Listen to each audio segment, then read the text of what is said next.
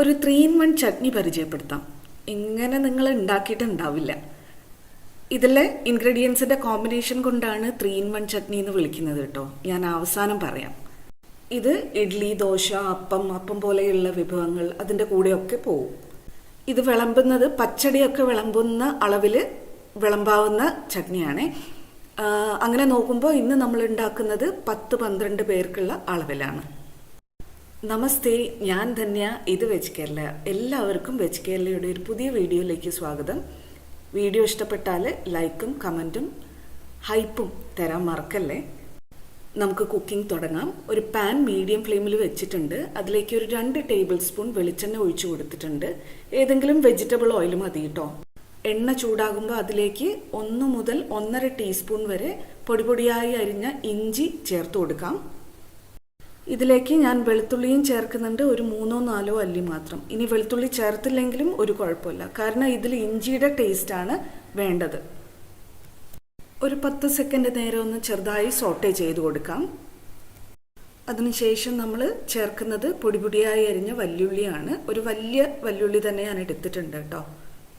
ഉള്ളി ഒന്ന് നന്നായിട്ട് സോഫ്റ്റ് ആകുന്നത് വരെ വഴറ്റി കൊടുക്കാം. ബ്രൗൺ ആക്കി എടുക്കൊന്നും വേണ്ട. ഇനി നമ്മൾ ഉള്ളി ഒന്ന് സോഫ്റ്റ് ആയി കഴിഞ്ഞാൽ അതിലേക്ക് ഒരു 1/4 ടീസ്പൂൺ കായത്തിൻ്റെ പൊടി ചേർത്ത് കൊടുക്കാം. അതിൻ്റെ കൂടെ തന്നെ ഒരു 3/4 ടീസ്പൂൺ മഞ്ഞൾപ്പൊടിയും 1 മുതൽ 1.5 ടീസ്പൂൺ വരെ ചുവന്ന മുളക് പൊടിയും ചേർത്ത് കൊടുക്കാം. പൊടികളുടെ പച്ചമണം മാറുന്നത് വരെ ഒന്ന് വഴറ്റി കൊടുക്കാം ചെറുതീയിലിട്ട്.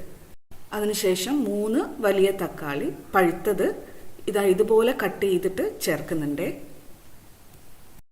അല്പം കല്ലുപ്പും കൂടെ ഇപ്പം തന്നെ ചേർത്ത് കൊടുക്കുന്നുണ്ട്. പിന്നീട് വേണമെങ്കിൽ നമുക്ക് അഡ്ജസ്റ്റ് ചെയ്യാം കേട്ടോ. 1 ടീസ്പൂൺ ഉപ്പാണ് ഞാൻ ഇപ്പം ഇവിടെ ചേർത്തിട്ടുള്ളത്.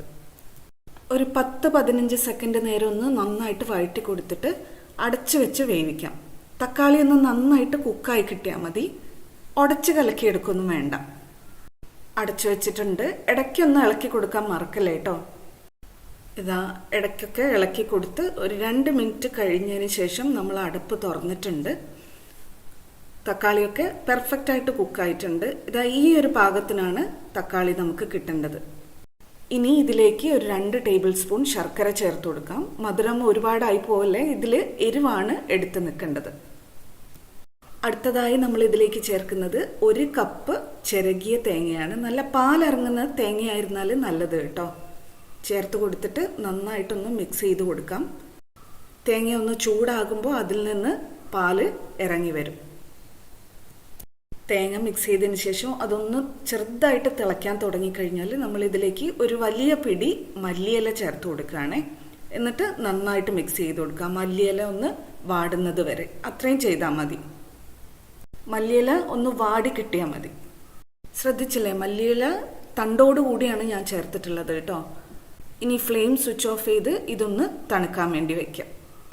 തണുത്തതിന് ശേഷം ഒരു മിക്സർ ജാറിലേക്ക് ഇട്ട് നല്ല ഫൈനായിട്ട് അരയ്ക്കാമെന്നായിരിക്കുമല്ലേ നിങ്ങളിപ്പോൾ വിചാരിക്കുന്നത്. അല്ല, തരിതരിപ്പാണ് ഇതിൻ്റെ പാകം. ആ തേങ്ങയൊക്കെ ഒന്ന് ചെറുതായിട്ട് കടിക്കാൻ കിട്ടുന്ന വിധത്തിൽ ഇതേപോലെ അരച്ചെടുക്കണം. ഇതാണ് ഈ ചട്നിയുടെ മറ്റൊരു സ്പെഷ്യാലിറ്റി. ഇനി നമുക്ക് ഒരു വറവ് അല്ലെങ്കിൽ ഒരു താളിപ്പും കൂടെ കൊടുക്കാം. അതിനുവേണ്ടി ഒരു പാൻ മീഡിയം ഫ്ലെയിമിൽ വെച്ചിട്ടുണ്ട്. അതിലേക്ക് 2 മുതൽ 3 ടീസ്പൂൺ വെളിച്ചെണ്ണ ഒഴിച്ചു കൊടുക്കാം, അല്ലെങ്കിൽ ഏതെങ്കിലും വെജിറ്റബിൾ ഓയിൽ ഒഴിച്ചു കൊടുക്കാം. എണ്ണ ചൂടാകുമ്പോൾ അതിലേക്ക് 1 ടീസ്പൂൺ കടുകും 1/4 ടീസ്പൂൺ ഉലുവയും ചേർത്ത് കൊടുക്കാം. ഉലുവ വറുത്തിടുന്നത് കൊണ്ട് ചട്നിക്ക് ഒരു നല്ല സ്മെല്ല് കിട്ടും. കൂടെ തന്നെ 1.5 ടീസ്പൂൺ ഉഴുന്നുപരിപ്പും കൂടെ ചേർക്കാം, മുഴുവനായിട്ടുള്ളത്. അതൊരു ഇടയ്ക്ക് കടിക്കാൻ കിട്ടുമ്പോൾ ഒരു ടേസ്റ്റാണ്. സ്പൈസി ആയിട്ടുള്ള ഒരു പച്ചമുളക് വട്ടത്തിലരിഞ്ഞ് ചേർക്കുന്നുണ്ട്. ഇത് വേണമെങ്കിൽ നമുക്ക് വഴറ്റുന്നതിൻ്റെ കൂടെ ചേർക്കായിരുന്നു, പക്ഷേ അതിനേക്കാളും നല്ലതാണ് താളിപ്പിൻ്റെ കൂടെ വറവിൻ്റെ കൂടെ ഇങ്ങനെ വഴറ്റി ചേർക്കുന്നത്. ഒരു പ്രത്യേക ടേസ്റ്റ് തന്നെയാണ്. അതിനുശേഷം നമുക്ക് സാധാരണ പോലെ 3-4 വറ്റൽമുളക് പൊട്ടിച്ചതും 1-2 തണ്ട് കറിവേപ്പിലയും ചേർക്കാം. ഇത് രണ്ടും ചേർത്തിട്ട് ഒരു 5-6 സെക്കൻഡ്സ് മാത്രം ഒന്ന് വഴറ്റി കൊടുത്തതിന് ശേഷം ഈ താളിപ്പ് അല്ലെങ്കിൽ വറവ് നമുക്ക് ചട്നിയിലേക്ക് ചേർത്ത് കൊടുക്കാം.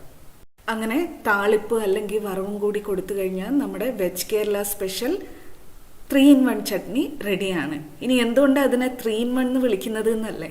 സാധാരണ തക്കാളി, തേങ്ങ, മല്ലിയില കൊണ്ടൊക്കെ നമ്മൾ വേറെ വേറെ ചട്നിയാണ് അരയ്ക്കാറ്. ഇത് മൂന്നും വരുന്ന കോമ്പിനേഷൻ ആയതുകൊണ്ടാണ് ഞാനിതിന് 3-in-1 ചട്നി എന്ന് പേരിട്ടത്. വീട്ടിലെല്ലാവർക്കും ഇഷ്ടമാണ് ഈ ചട്നി. അപ്പോൾ എല്ലാവരും ഇത് വീട്ടിൽ ട്രൈ ചെയ്ത് നോക്കിയിട്ട് ഫീഡ്ബാക്ക് പറയൂ കേട്ടോ. Thank you for watching. Dhanya from veg Kerala.